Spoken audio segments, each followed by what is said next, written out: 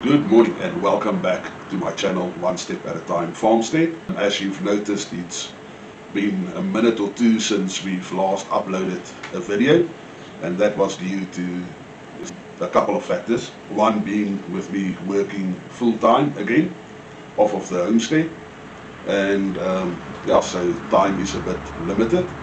And second most important factor is that our camera completely failed and I was unable to shoot any videos for quite some time, but we invested in a new camera and we are basically testing that out today, and hopefully everything will work perfectly. So let's test it out and see. And I believe it's the first time that you've seen this area of the house from the inside. This is my bar area, where we just sit and chill and visit with friends.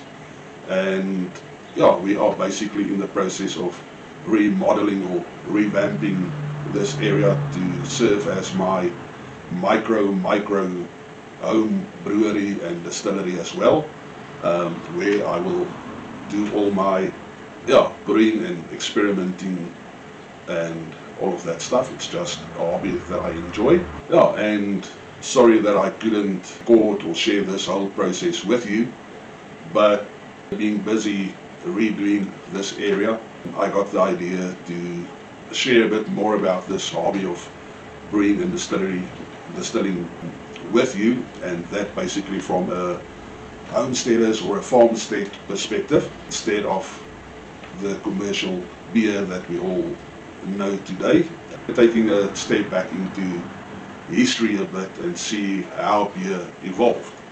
And I wonder if you guys ever wonder, like I do, how did beer actually evolve through the ages? How was it years ago, thousands of years ago in ancient times, and how did it become the commercial basic lagers that we know today?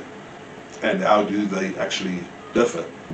And I decided to do a series on that, just basically from the perspective of how beer have evolved and changed through times. Now, to start with that, I think we need to ask the question, what is beer actually?